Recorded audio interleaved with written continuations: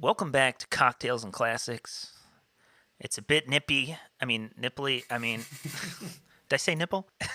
Christmas season has begun, and we're going to kick it off with Christmas Vacation from National Lampoon. With me this week is myself, Dylan, Cameron, Zach, Hi. and Ben. Not the sewer gas.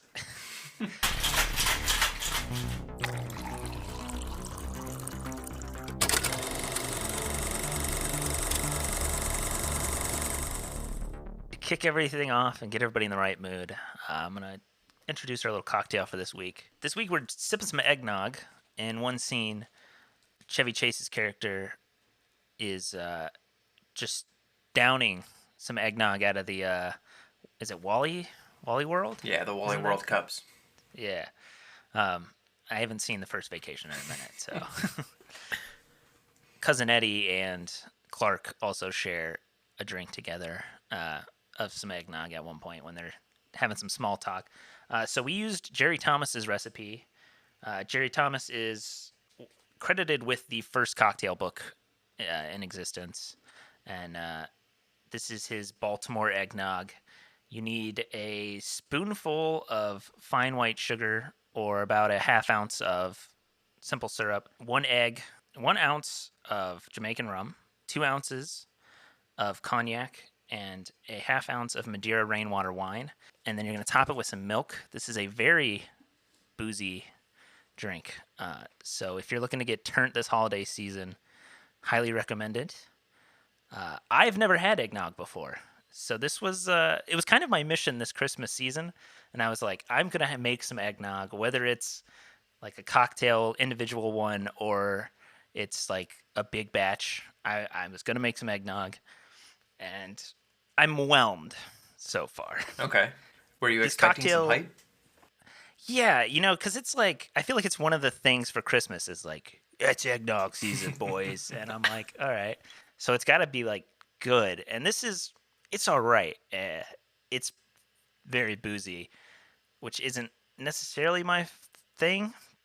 But I don't know. You just kind of lose everything else in there. I don't know. It just kind of tastes like alcohol with a little milk.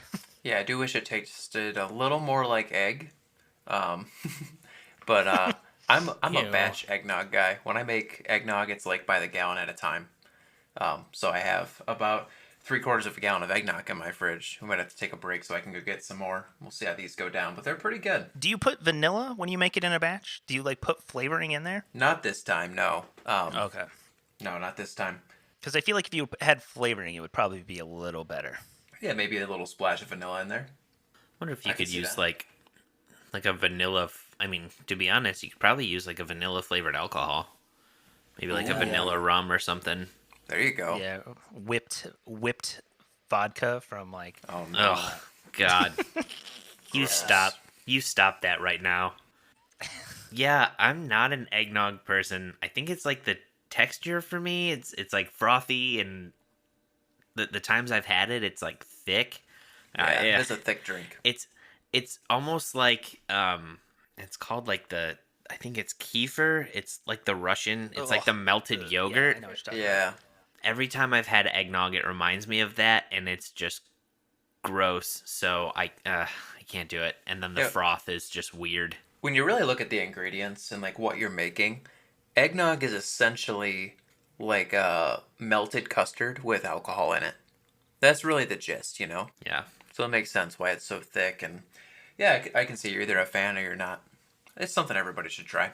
Yeah, I gotta say, I didn't want to get all the ingredients for the actual eggnog, so I actually bought pre-made eggnog at the store. This is actually my first time also having alcoholic eggnog. Also, the only one they had was Evan Williams eggnog, which surprisingly is actually pretty good. Yeah. Like when I first saw it, and I was like, is this really the only option? I was like, all right, fine. It was like $9 for a.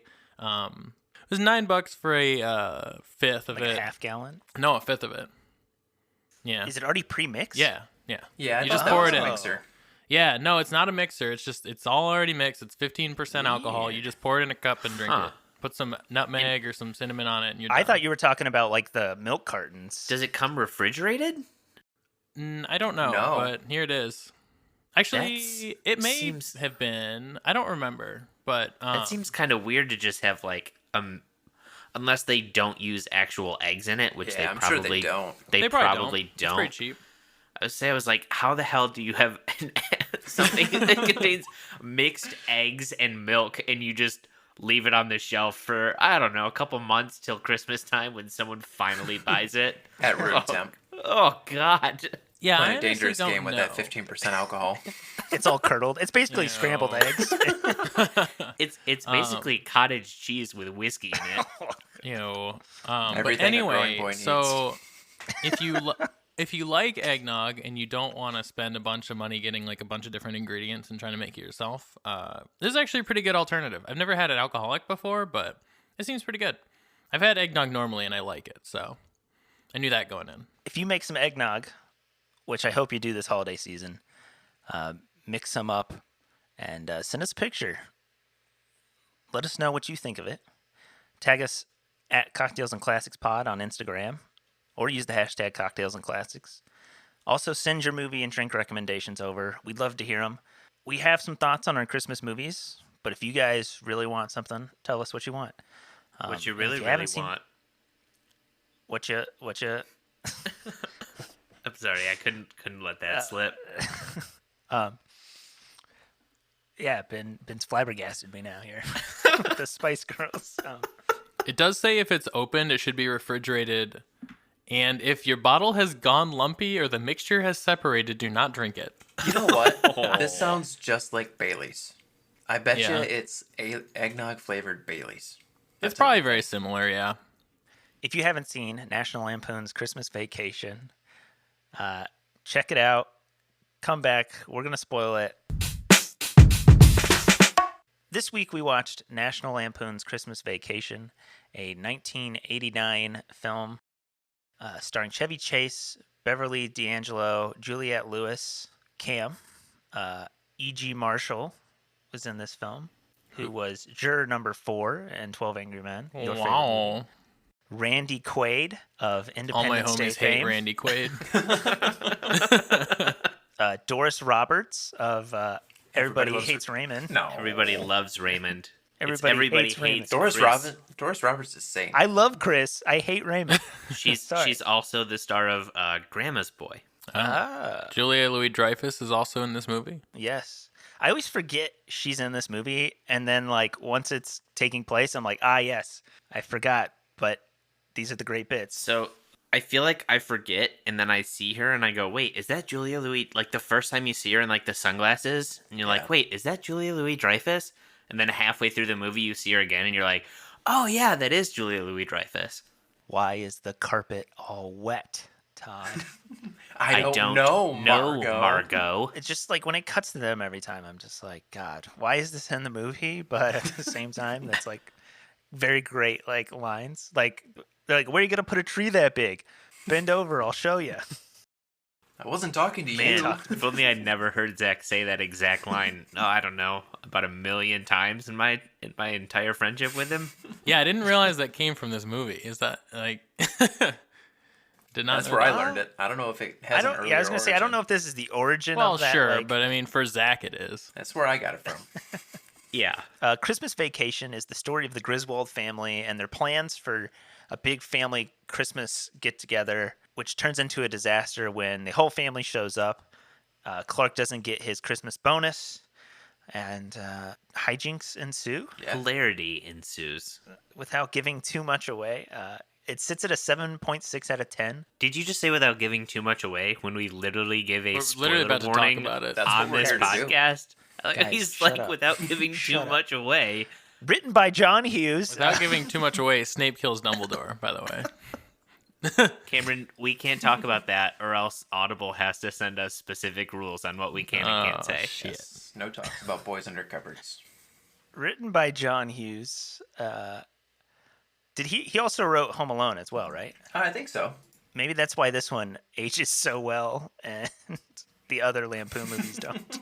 Well, Yeah, he did Home Alone and Home Alone 2. the other Lampoon movies, Oh, and 3. were also quite a bit earlier in terms of the ones that you're talking about that didn't age well. I also take back about aging because John Hughes and the 16 Candles. Ooh, yep. Yeah. Yeah. Can't talk about that one. I don't think Cameron's seen it.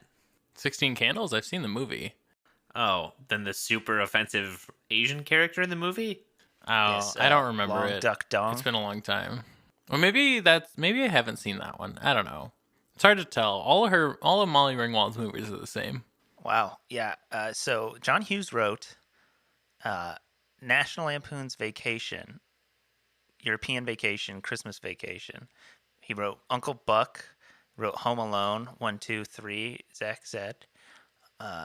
Dennis the Menace, this man only makes bangers. I mean, Ferris Bueller's Day Off, Planes, Trains, and Automobiles, which is hands down the greatest Thanksgiving movie of all time. Weird Science, Breakfast Club, Pretty Pink, and 16 Candles. And he directed a lot of John Hughes movies were the teen movies of the 80s. Cameron, this is your first time viewing Christmas Vacation. What did you think? I gotta say, I was a little pleasantly surprised. I think I wasn't expecting it.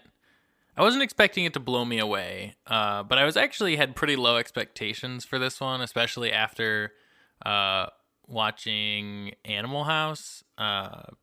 So my expectations were pretty low. But I have to say, this one in particular, even though to me it wasn't laugh out loud funny a lot, it got some chuckles out of me, and the movie was enjoyable. But honestly, what's kind of impressive is that I feel like, in particular, this movie is a comedy that ages fairly well. There isn't a ton of dated humor in it or anything that's cringy, at least beyond what you expect from a Christmas movie. All the humor is pretty universal, and at least as far as I can remember, I don't remember anything where I went oh, that's pretty bad. Yeah, I'm going to offend a lot of people here. I don't really like Christmas movies. That's fair. I mean, it depends on the Christmas movie. I don't either that much. It's also why you only watch them 1 month out of the year. And there's only a handful you really watch. Yeah. Well, this is the one that I really watch. Gotcha. Same. I don't do Elf. I don't do See, Home Alone Elf that is the much. only one that I think I would watch more than once. See, I watch I try to once a year watch the Rankin and Bass, but they're a half hour. So I mean, you watch all of them and it takes you an hour and a half. So nothing crazy, but outside of that, I mean, Christmas movies that I'll watch every year. I mean, other than Die Hard, is there really a point? Is there really a point in watching any of them I mean, the Harry Potter movies are Christmas movies, right? Oh, I mean, Some of them Batman take place around Christmas. Kind of. Batman Returns, I guess, is kind of Christmassy. If you're into, Tim Burton being Tim Burton. A Nightmare on Elm Street? Sorry. Nightmare Before Christmas. What a great Christmas movie. Not Dude, a I Christmas love when movie. Freddy Krueger kills Santa Claus. It's dope. So yeah, one of the things I personally dislike about Christmas movies, and this one actually is not immune to this, is that the endings are just so cheesy. I mean, that's who wants to be sad at the end of a Christmas movie? No, It's but it would, to me, it would have been funnier at the end of this movie if Chevy Chase and his brother-in-law were just hauled away by the police that took him in, and Cousin guy did Eddie. not give him a bonus at the end or whatever. That would have been a funnier ending to me, rather than a random explosion. Yeah, but how would you have made European Vacation? I mean, he could get out on Oh, bail. shit. I don't know. But then how does then he you afford? can't travel out of the country. How does he afford European vacation? I don't know. I'm not well, the saying. game show. Look, I don't think that the National Lampoon timeline really needs to have a lot of continuity. I think it can be fine. I'm just saying that I think that the ending to this was really cheesy, and that's one of the. I don't know. That was kind of a thing where I was at the end and I was like, "This is it? Really? This is the end?" He just kidnaps him and it's all cool, and then that's it. It does seem kind of weird that you've got all this stuff going on and this entire build up, and then it's in the last 20 minutes that there seems to be any sort of real conflict introduced, and then it's just immediately. I mean, the movie is just gag after gag, basically. Which, yeah, I mean, I get it. Honestly, the setup for this movie kind of reminds me of how Ghostbusters was, where it's kind of like bit after bit, not really like necessarily a story going on per se. And then in like the last 20 minutes, we set up the story and also conclude the story. And that's kind of it. You're just like, oh, that was fun. But like, Right. you know, there was no real like big main, you know, you expect there to be a lot more family drama in the last 20 minutes than what there is. It's just like, nope, psych. The big conflict comes from outside the family. Yeah, I mean, I guess I don't know. Like, it's just a family Christmas though. Like, it's like what Right. conflict can really come from that? Oh yeah, sure. Aside I by, was like, just fighting thinking or, like- that it could have been like, it seems like, or a mild case of kidnapping. and this is kind of just like in the realm of it, but I was hoping that the movie would just go completely off the rails at the end, but it started to go off the rails and went right back on track. So I was kind of hoping it would just like devolve at the very end into like absolute chaos. Just like I said, like dude gets arrested or some shit and some other stuff. I don't know. I don't exactly know, but it just seemed like he's like, oh, someone got kidnapped. What happens next? Oh, he gets his bonus. Weird. Okay. Like, I don't know if that was intentionally, like, I don't know if that's part of, like, the comedy that the dude gets, kidnapped and then he realizes he's in the wrong, but I don't know. I mean, it is. At the one point, you know, he's like, oh, no, I'm not going to press charges. He's like, I just wasn't going to give Christmas bonus. And then even the cop is like, that's fucking low, man. Yeah, the wife was like, you didn't. You didn't. You'd do like- anything for the bottom line, wouldn't you? The cops, yeah. Man, that's low. Yeah. If I had a I had rubber hose. God. I'd beat you. This dude was just kidnapped from his home, and the cop's like, I want to beat you up, too. This movie is definitely beat. Like, it is not like one feeds into the other at all. Like, the scene where Clark is putting the lights on the thing is so long. And him falling off the ladder and the roof, and then I feel like we could shorten this bit, but I guess it's kind of funny because later it blinds people. I don't know, and sets off the power grid. This movie is not without its flaws. You guys are fucking kooky. This movie's amazing. I didn't say it was, like, I think it's funny. I think it's entertaining, but, like, I just wasn't, like, rolling out of my, like, off my couch, like, laughing or... Like, This is a movie about the last real American family man trying to put on a good Christmas for his entire family. He invites everybody over because he's always wanted to have a big family Christmas. He didn't invite his brother-in-law. They just showed up. Yeah, Cousin Eddie just rolled in. Also, Cousin Eddie didn't bring two of his kids, though. So, like... Also, And- maybe I'm referring to him as his brother-in-law. What is his relation to him? Cousin. So the guy is his cousin? Yeah, Okay. Is it his or is it hers? I think it's hers. Question. I was gonna say, I think it's supposed to be Ellen's cousin because Ellen's mom and dad walk up to him first. Yeah, that's what I was wondering is, her mom and dad walk up to him. Let's see. How is Cousin Eddie related? Clark is shocked to see Ellen's redneck cousin, Catherine, and her husband, Eddie, as they arrive unannounced with the children. Okay, so it's the wife's it's cousin? actually Catherine, and Catherine is Ellen's cousin. Oh, okay. Eddie yeah, is just okay. That makes sense. married in. Because I vaguely remember, like, him not being blood related to anybody there. Yeah. But I don't know. I didn't get the relation between Catherine and the main character. Just so you know, Cameron, there is a Christmas Vacation 2, Cousin Eddie's Island Adventure. That sounds awful. It might be on Peacock. A holiday to the South Pacific goes awry when Cousin Eddie's family and a tour guide are shipwrecked on an island. It was a TV movie. It currently sits at a 2.7 out of 10. Yeah, on it's- IMDb. I know what's on our next. yeah. I'm looking watch at the list. IMDb list, and it says, "Best of the worst." Said the film may have been the worst he had ever seen in his whole life. Mike Stolos. I can't say that. I'm sorry. Now you guys know how bad it is. Stucklasa. Okay, I got it. No, Dylan, Stucklasa. now you know how it feels to be us listening to someone butcher names. Guys, the eggs Mike have ruined this show. Mike Stucks. Ah, fuck. One cocktail with eggs in it, and you all lose your minds. I mean, it might be the 3.5 ounces of alcohol that are in this freaking drink. Yeah, I'm on my second eggnog. Somebody keeps coming up here and refilling my drink. Fred Willard is in the sequel. Rip. Well, of course. It's a movie with money. Like, of course, Fred Willard's gonna be. It's a made-for-TV movie. Of course, Fred Willard's going to be there. I just imagine like there's a movie set in town, and Fred Willard walks up and he's like, "You guys working on something? You got a bit for me?" They're like, "Always, Fred. Come on in." Hey, what are you guys working on? Oh, it's just this small made-for-TV thing. Do you have money for me? Do you want to be in it? You didn't call me? Do I'll do it for a bag of chips. Fred Willard has 309 acting credits on IMDb. Wow. One of it. There was something I just recently watched with him in it. Anchorman? No. He was like a bedridden grandpa. But I'm trying to remember what it was. It was a movie. He was in Space Force. Oh, that's what it was. That's exactly what it was. It was Space Force. He played Steve Carell's dad. Yeah, he was like, yeah, that's exactly what it was. That was probably one of his last Yeah. One of his Second last credits. to last.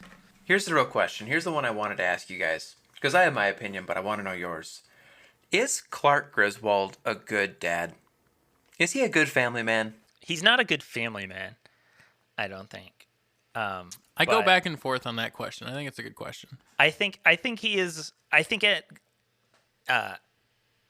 heart, he is a wholesome character. Yeah. When he does things or things happen, I do not think he is very he's not a good family man. I think he handles Like- crisis very poorly. Yeah. Or like when he's at the store and he's talking to Mary. Yeah. And That's he's my like name. hitting on her, and then he like imagines her. And there's also a scene in Vacation 1, right, with some random naked chick in the pool. Yeah. Something about Clark and pools and naked women. I don't know what it is, but It's part of the recipe. Yeah. but like yeah, there's like these like sexual things that happen with him that you're like he's not that good of a family man. Can't But see like, the line, Russ. I think he is a good dad. He's no Eugene Levy, but like Yeah. he's a pretty good dad, a movie dad. Yeah, I I think I can go either way because, yeah, I mean, like, he wants to get a pool, and, like, it seems like one of his prime motivations for that is having family over and his family using it and such.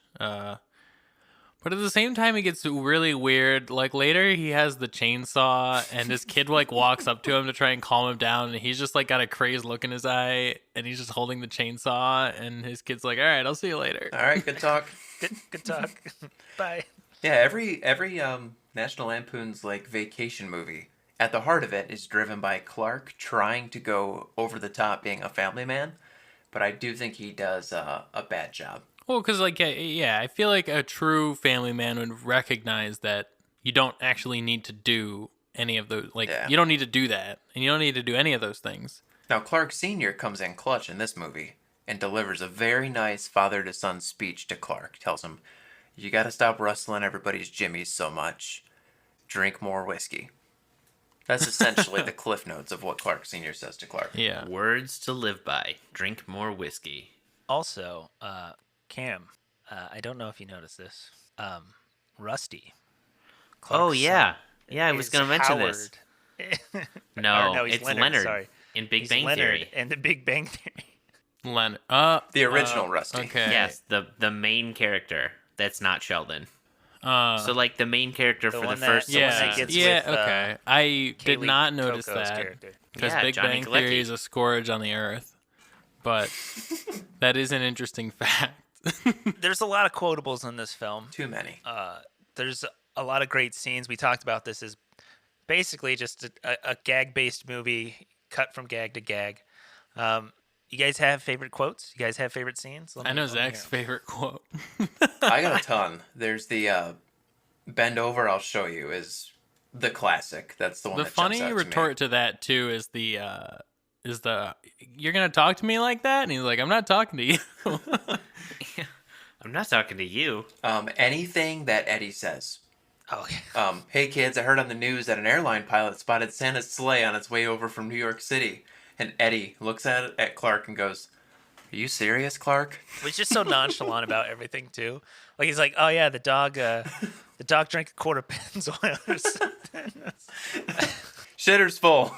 Oh, yes, of course. I will not read the whole one. I don't think anyone wants to hear me say these. But I like do. any of the long monologues that Clark has when he's just flipping his shit, Oh, yes. I always quote those like to like family and like Hannah, and everyone's just like, "What are you talking about?" And I'm like, That Dylan guy's Christmas going on Vacation.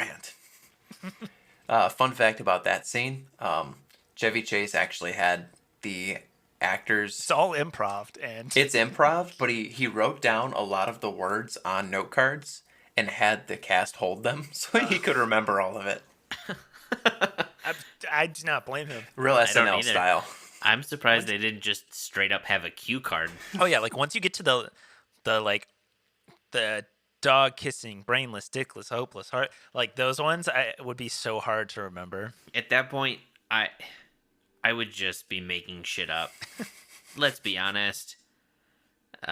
If you get that far without any cue card or anything, you're never doing the same take twice. Never gonna happen. Oh, Eddie, if I woke up tomorrow with my head sewn to the carpet, I wouldn't be more surprised than I am now. Oh god, anything with Aunt Bethany is so hilarious. Is your house on fire, Clark? No, Aunt Bethany, those are Christmas lights. Grace, They want you to say the Grace. Grace? She died 30 years ago. It's so funny that she was the one that heard the The squirrel first. blessing. Like of all everybody else, like she heard it first, and they're like, "No, you can't hear anything." You couldn't hear a semi-truck driving through a nitroglycerin plant. Eddie, his big long thing, like, don't go put none of that stuff on my sled, Clark. You know that metal plate in my head? Had to have it replaced. Every time Catherine revved up the microwave, I'd piss my pants and forget who I was for a half hour or so. So over at the VA, they had to replace it with plastic, and it ain't as strong. So I don't know if I should go sailing down no hill with nothing between the ground and my brains but a piece of government plastic. And Chevy Chase says, "You really think it matters, Eddie?" Yeah, well, the part is it's over here, and he's like, "This side's good. This side, Nothing. nothing." So if I mess up this hairline, You know, my hair ain't gonna look right. I love the, I think they're talking about the Uncle Lewis, when Ellen says he's an old man. This may be his last Christmas, and Clark responds with, "If he keeps it up, it will be his last Christmas." That's such a like a Midwest like dad thing to say too. I brought you into this world. I'll take you out of it. Oh, when you're getting introduced to Eddie's kids, you meet Ruby Sue. Ain't that something? She falls down a well, her eyes go cross. She gets kicked by a mule, they go back to normal. I don't know. What a great parent. What a great dad. I love when Ellen's trying to like get everyone to leave. It's like, yeah, I think everyone should leave before it gets worse. Worse? How can this be any worse? Look around you, Ellen. We're on the threshold of hell. Oh, when Clark, when he thinks he's getting his bonus and the build-up's finally gone, he's like, it's a 1-year membership to the Jelly of the Month Club. No, Uncle Eddie or Cousin Eddie. Now, Clark, It's the that's gift the gift that that keeps on giving. Oh, I also love when all like the lawyers and that are walking by. Oh, Merry Christmas. Merry Christmas. Kiss my ass. Kiss his ass. Gives one guy the finger and then looks and goes, "Happy Hanukkah." The scene between Todd and Margot when they like are in those like sweatsuits or whatever. They like just got done exercising, and Todd's like, "I want to kiss every square inch of you." She's like, "No, not until you shower." Of course. Just every scene with them, it's like so like just cringy and like. It's so funny. It's funny because it's just like I feel like they're just trying to enjoy their Christmas, you know, and their holiday together as, you know, a couple. I don't know if they're married or not, but they're just trying to enjoy their time together, and then they just keep getting roped into the shenanigans of their neighbor who sucks. Well, they're not even getting roped into shenanigans. Like their house is just getting Right, destroyed left and right. Where are we going to Like, find they're a not tree even a- at this hour, Todd? They're not even a part of it. They just keep getting dicked over by their asshole Right. neighbor. Yeah, Right. perfect case of like the neighbors that were set up to be the bad guys in the movie, but they didn't really do anything to deserve it. They seem like okay people. Yeah, no, they're just uppity. Yeah, they're a set little up to be, uppity. which by the end of the movie, you understand. Oh, easily, yeah. Like you've got to imagine that's year round for them. Yeah. And Right. and now imagine they're getting a pool. Oh no. Dear God, poor Todd and Margot. So this week's podcast is brought to you by Surfside Sips. They make high-impact glass straws. They're a family-owned company. And what's better than saving the turds, you know? The turds. The turds. You know, I'm one of those people who hates using paper straws. Paper straws fucking Paper straws suck. I They are love the worst what solution. they do. I love that we're minimizing the use of plastic straws. I enjoy that. Paper straws suck ass. They suck. They're the worst possible solution because turns out, guess what? Paper and water don't fucking mix, okay? I don't know who came up with it, but it doesn't work. Even though they put coating on it to try and help, it doesn't work. It just gets soggy and you end up throwing it away anyway, and that's just more waste. And so, But you know what doesn't get soggy? Glass. yeah. Glass straws from Surfside Sips. And if you want to get some glass straws from Surfside Sips, you can use coupon code cocktails and classics spelled out. That's cocktails and classics for 20% off your order. And if you're looking for a business to support during this time, seems like a good idea.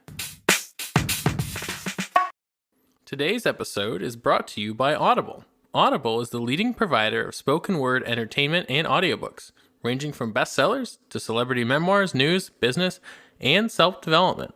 But essentially what it is every month you get 1 credit to pick any title, plus 2 Audible originals from their monthly selection. So, Dylan and Zach, what are your experiences with Audible?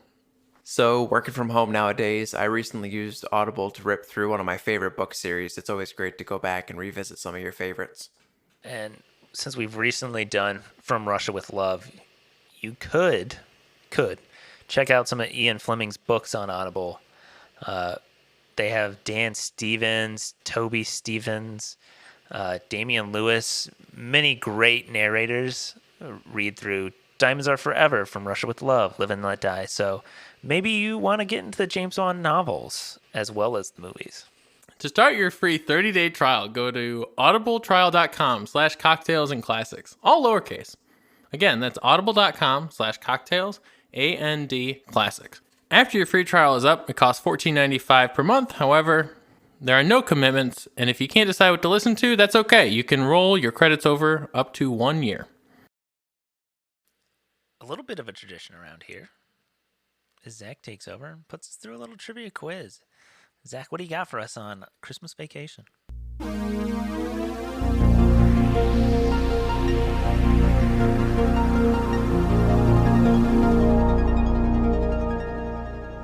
Guys, I was excited. I didn't watch this movie. It's not the movie that I've prepped the most for, but it is the second most. I watched this. The I watched first this was movie- obviously Hubie Halloween. Correct. And I only watched this one half as much for preparation. Oh, what? So I did get 3 views of the National Lampoon's Christmas Vacation in this week. And out of that, I think we have some pretty good trivia questions. So the first one, how much would Clark's bonus have to have been to cover the average cost of putting in an in-ground pool after his $7,500 deposit? Is In it 1980, whatever. Yep. 9, yeah. Is it A, $11,000, B, $21,000, or C, $31,000? Ben, you have a pool, right? He didn't pay to put it in. Yes, No, but he has a little insider information. Zach He knows has a the pool as value well. of a swimming. I did this year buy a house with an in-ground pool, so that obviously makes me the expert on how much it So cost you have to get it right. back in probably around the same time when these people put the pool in. Did the did the last homeowner leave you any paperwork on the pool? I mean, yeah, but we threw it away after we Oh, lived there no. for a week. You could have After got we this. lived there. We lived you there a hadn't done week, that. and the filter and pump went to all hell. We had to replace it all. At least you haven't had to reline it yet. Yeah, that's not going to be fun. $1,980, $7,500 deposit. I mean, I'm going to say $21,000. I mean, 21. 31 seems 21. high. What's that? So you said That's like 11. 11, 21, and 31. yeah. So that would be $38,500 after. It's a lot of fucking money. It's a lot of money, especially back then. But then again, so many homes have pools that were built in the 80s that it seems like it actually might be cheap. So, I mean, I'm not saying 20 grand is cheap, but like relative to like a pool, like it feels like today that would be like, I don't know, like a $50,000 expense or more. Maybe even, I don't know, maybe even upwards of that. I have no idea, but Yeah, I don't know. I'm going to say 21,000 is the extra cost after 7,500. We had a pool growing up, so obviously I should know. I didn't know we had so many pool experts. I would have chosen a We different do. question. Yes. Well, obviously, since I'm a pool expert, I grew up at the age of, 8 with a fucking pool. That's 8 years of quality ownership. That's 8 years of I know. experience. I know how much one costs, and I'm gonna say it cost $11,000 on top of the deposit. That leaves Ben. Oh man. Yeah, I'm gonna lean. You know what? Screw it. If we're gonna meme, we're gonna meme. Hell with it. Let's go with the 31. Let's pick the one that hasn't been picked yet. Give me door number 3. All right. I told you guys that I prepared a lot for the movie. One of the big parts of me doing that, this took roughly a half hour, was estimating the size of the pool. I figured using the distance between where the pool was, the diving board, and the people standing and sitting in the chairs in the background, I estimated this pool to be about 16 feet by 30 feet long. Oh man, that's the size of my pool. I should know this. After a $7,500 deposit, taking into account how much it would cost to put a pool in a Chicago neighborhood, I figured the average cost to be right in the $38,000 to $39,000 mark total, which puts $31,000 as the correct answer. That gives Ben Damn. 1 point. In the 80s, that's expensive. Dang. 89, yeah. Question number 2. What store were Ed and Clark shopping in when Clark offered to buy Ed's family Christmas presents? Was it A, Meijer, B, Walmart, or C, Wegmans? The fuck is Wegmans? It's a grocery department store in the Chicago area. Is this like in reality or is this in the movie? In the movie. What? Okay.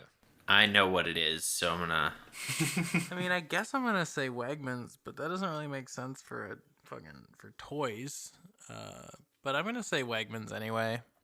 So that's my answer. He did say it was a department store. It's Walmart. It is B. a Walmart. There's a bunch of It rollback is. stickers on everything, and you There's also a see him rollback like sticker. crash right into the Walmart when he's sledding. There are definitely rollback stickers on all kinds of stuff and rollback signs. Yeah, that's what I noticed. What the hell is a rollback, anyways? Is that just sale? Yeah, that's just Yeah. that's Their that's sale. Walmart's sale. Because I went to a Walmart the other day and I was like, "What the fuck, rollback?" Like, So Dylan, it's not even back like in on the sale. so Dylan, back in the day, you see, and when you're watching the movie, you can see it where like the prices are. They're on like those little things, almost like the old scoreboards that you like flip the numbers through. So that's when you would drop the price, you would roll the number back to reveal the lower number underneath it. Hence, a rollback. The facetiousism is so low on this podcast this week. And If there's one thing I needed, it's and Ben now you know. mansplaining, rollbacks to me. Thank you.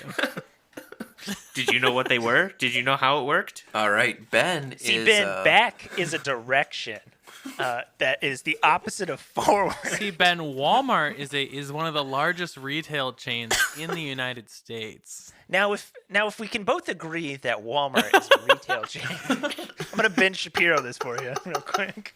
Now let's My agree. Dr. Wife Walmart says. is the largest Hey. retail chain in the United States. Okay. Then we also agree that rollbacks are a great sale. Okay. We Remember also how I agree said it? that It was like a women- scoreboard. Let's just let the scoreboard speak for itself here. Oh, yeah, okay. Ben is up here preaching down from his ivory tower of a 1-point lead. We're gonna roll back that 1 point lead to make Show it you what even a rollback going Let's into all is. agree tiebreaker. that Ben's lead is only up to 1 point on Dylan. And let's have Ben go first. So Ben has 2 points. Dylan has 1. Cameron has 0.0. No, I have 0.1. Now, guys, this question I'm extremely proud of. How many miles did the Griswolds travel to get their Christmas tree? Is it A, 10.66 miles, B, 106.6 miles, or C, 1,066 miles? Motherfucker looked at like the odometer or some shit. What the fuck? What is this even? How is this a quote? Is this a line of dialogue? Nope, No. but it is figure-outable. Okay. What the Does it say? Okay, here's a question. Does it include walking time? No, just driving time. Okay. Does it include there and back, or just there? Just one way. They were in that car for a long fucking time. You may have to watch it 3 times in a day or 2, but you can figure it out.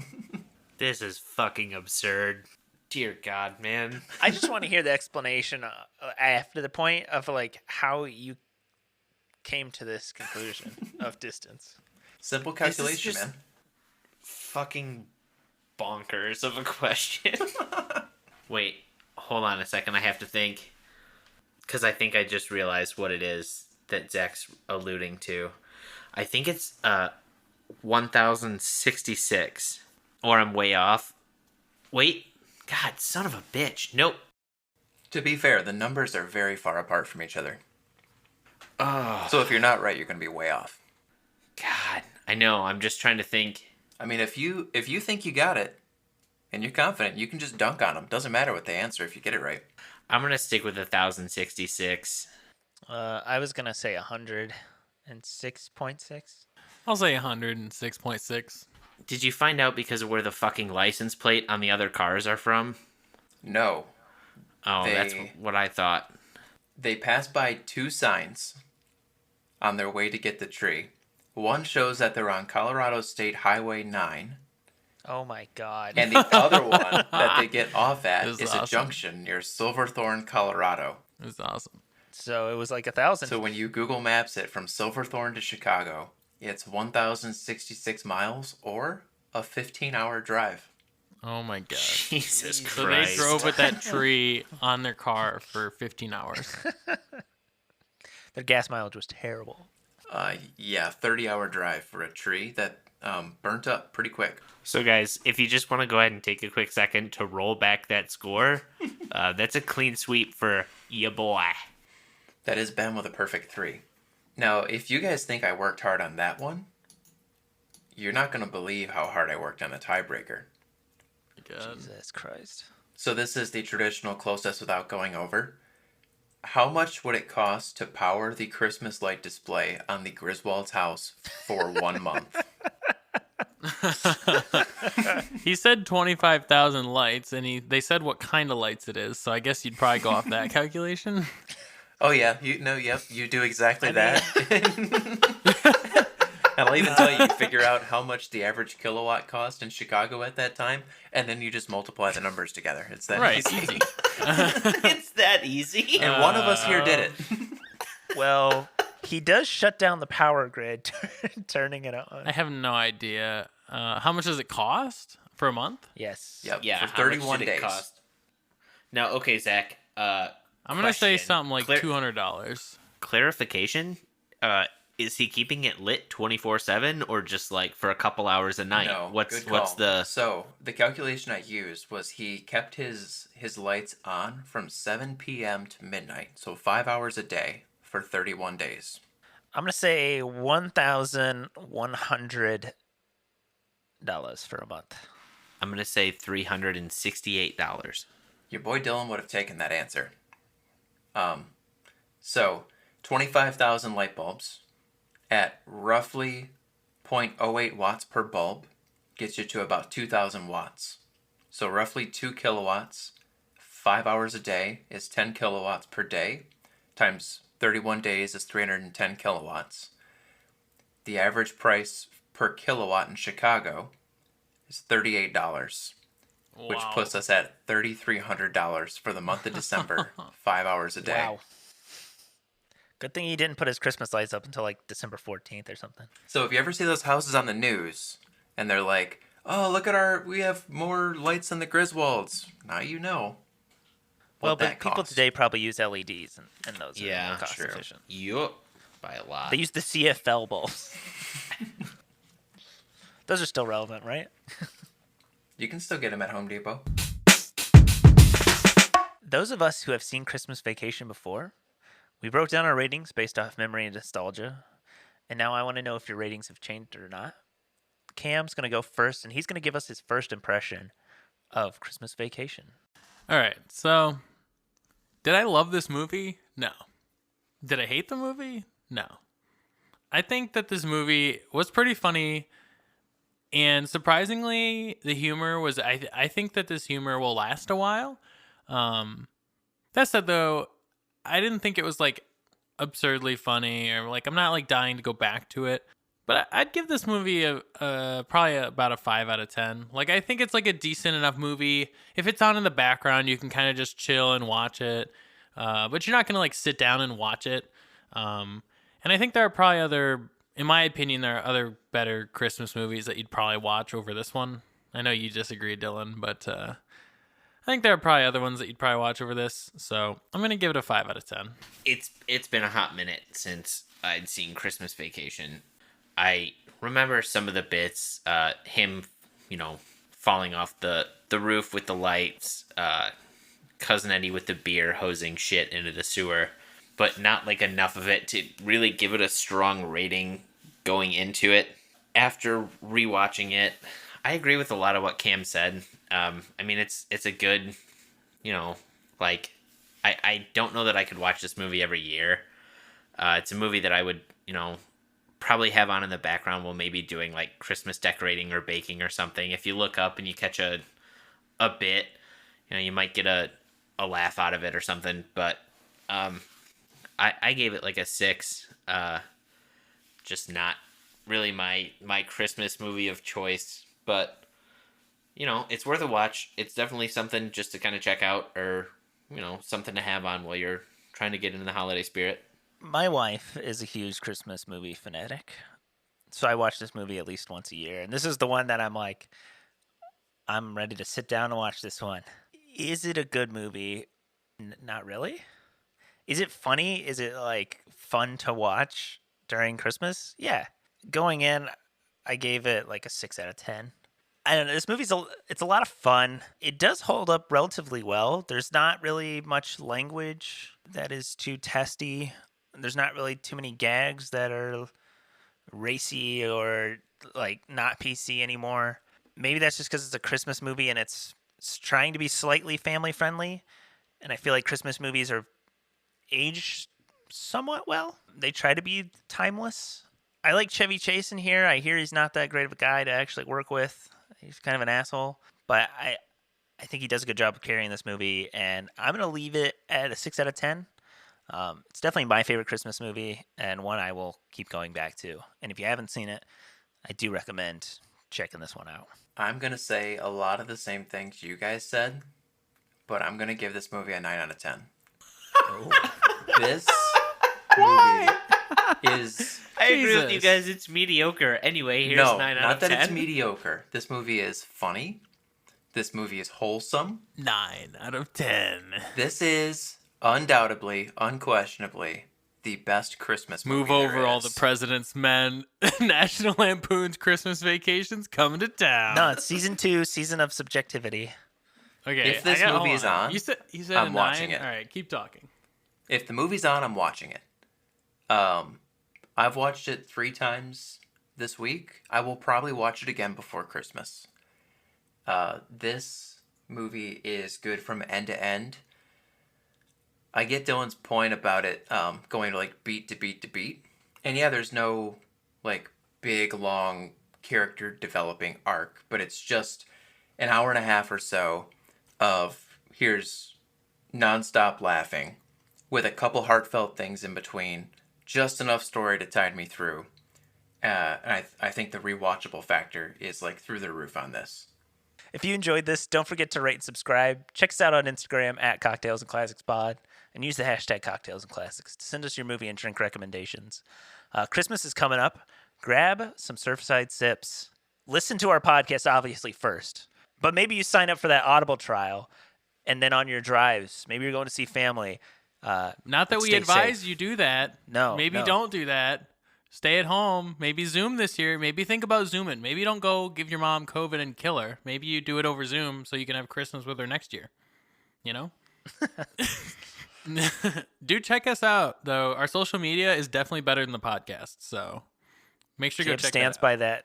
by that claim. So I do.